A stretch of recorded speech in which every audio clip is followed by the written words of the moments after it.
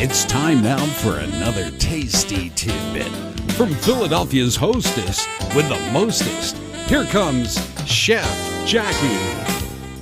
Ciao, and welcome to Cooking with Chef Jacquie. Today, I'm coming to you from my own kitchen in my home, and I'm going to show you how to make a lovely bruschetta, which is a very versatile dish, and I'll show you how you can do that. But the first thing you do when you walk into a kitchen is to wash your hands. So I'm going to walk over to my sink, and I'm going to wash my hands. Make sure you use soap, and I have my little whale, so I use my little whale scrubby, and get under those nails really, really well, harbingers of germs. And then we can continue.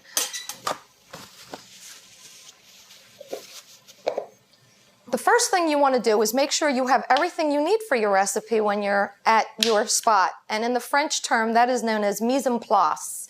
Very, very French, fancy term. And what I mean by that is you have your utensils, the knives that you're going to be using, your cutting board, if you have salt and pepper, and your olive oil, your herbs, and of course the main ingredient, which is tomato. And tomatoes have lots of history. They go back to the Aztec times, and they called them apples, love apples. When they got to Italy, they changed the name because they used to be yellow and gold. They changed them to pomodoro. So you Italians out there might understand that pomodoro actually means golden apple, and it comes from that. It's a derivative of that.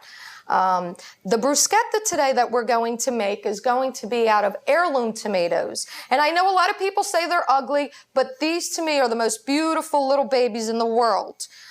They're so full of flavor and packed with lots of vitamins like vitamin C, vitamin A, vitamin K. You also have lycopene in there, and lycopene is associated with helping to reduce cancer in your body, which is wonderful. And cooked tomatoes happen to release more lycopene than uncooked tomatoes. And I think now we should just go on, enough yapping, time to make some tomato salad. You want to use a serrated knife when you're cooking with a tomato, and you just want to cut about 1/4 of an inch, half an inch, 1/4 inch to 1/2 inch. And I find it really easy if I stack them on top of one another.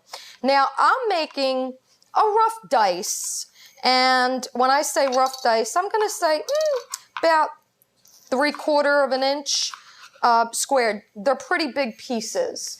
But you can make them smaller if you want to stretch this dish, or you can make them bigger chunks and use bigger chunks of bread, bigger slices. Cut them on a diagonal. You can brush them with some olive oil, fry them on the stove, and then they become nice and crispy and crunchy. And by the way, the word bruschetta means grilled bread. Has nothing to do with the tomatoes.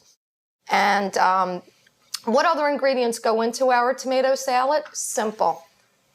Onion. I happen to love Vidalia onions. They're nice and sweet, and they don't make you cry when you cut them. So it saves you a lot of mascara.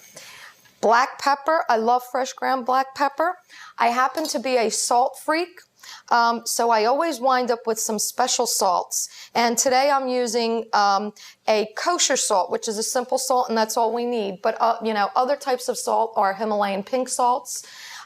You can use salt flakes, which dissolve really, really quickly. And the last ingredient that goes in there is the parsley. You want flat leaf parsley, not curly parsley. Curly parsley has no flavor whatsoever.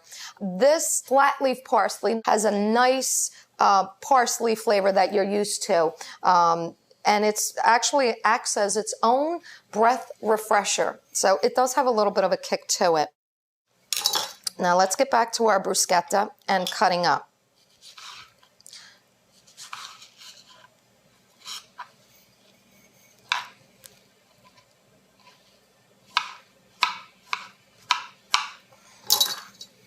I'm just going to add it right here to the rest of the bruschetta that I made earlier in the day. I don't know about you guys, but I cannot keep this around my house. I make it thinking that it's going to last lunchtime, and maybe I can pull some of that over for dinner and make some leftover ones for dinner and use it as an appetizer. It never quite makes it that way. The kids come home from school, that's the first thing they attack. They love it. And this time of year, the summer, is when you want your tomatoes. They're really at the peak of their season, July, August, and September. So this is the perfect time to go out and pick up some wonderful, wonderful tomatoes. Also wanted to let you know a little foodie folklore. Tomatoes, known as the love apple, attract love. So if you want to attract love into your life, by all means, eat lots of tomatoes. Some people have to eat more than others.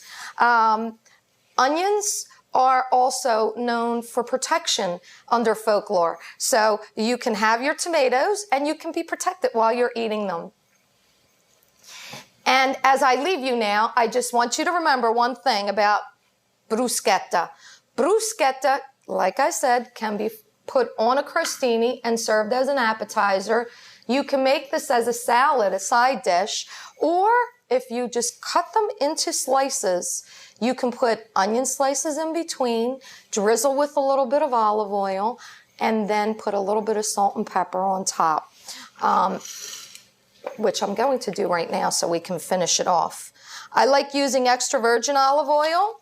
I love using organic ingredients. If you can get organic ingredients, I would suggest going that way. And even better would be buying from your local farmer through farmers markets and local supermarkets that carry that. Now, I am going to have to taste one of these because it just smells divine. It's a shame we don't have smell-o-vision, but here goes.